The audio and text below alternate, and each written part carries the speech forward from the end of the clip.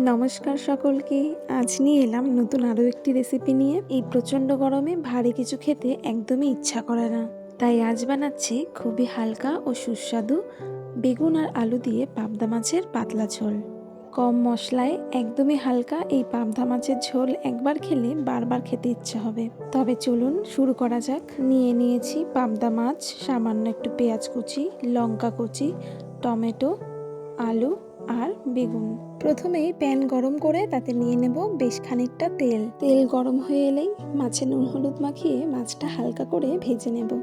আচ্ছা বলুন তো, কার কার পাবদা মাছের ঝাল পছন্দ আর কার কার এরকম পাতলা ঝোল পছন্দ? আমার কিন্তু দুটোই বেশ ভালো লাগে।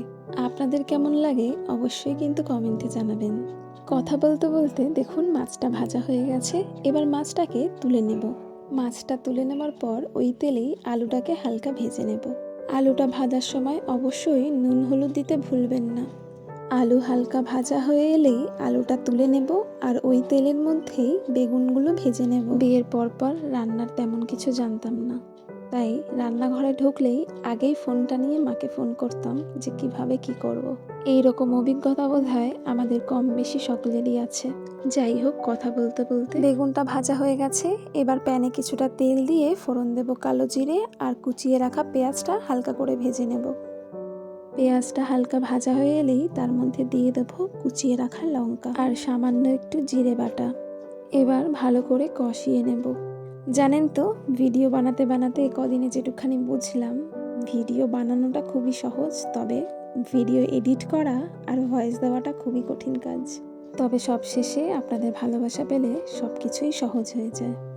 যাই হোক, মশলাটা কষানো হয়ে গেছে। দিয়ে দিয়েছি তার মধ্যে টমেটো কুচি আর স্বাদ মতো নুন আর হলুদ। আবারও একটু মশলাটা ভালো করে কষিয়ে তার মধ্যে ভেজে রাখা আলু আর বেগুনটা দিয়ে একটু ভালো করে নাড়িয়ে নেব।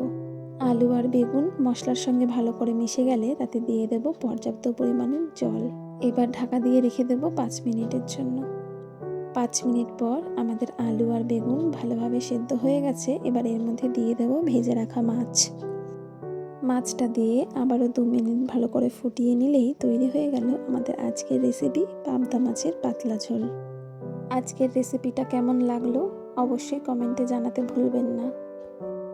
সম্পূর্ণ ভিডিওটি দেখার জন্য অসংখ্য ধন্যবাদ সকলকে। ভিডিওটি যদি ভালো লাগে তবে একটি লাইক, কমেন্ট, শেয়ার ও সাবস্ক্রাইব করে পাশে থাকবেন, উৎসাহ পাবো এগিয়ে চলার। আজকের জন্য এটুকুই। এবার তবে আসি, আবারও চলে আসবো নতুন কোনো একটি রেসিপি নিয়ে। ততক্ষণ সকলে সুস্থ থাকবেন, ভালো থাকবেন। নমস্কার।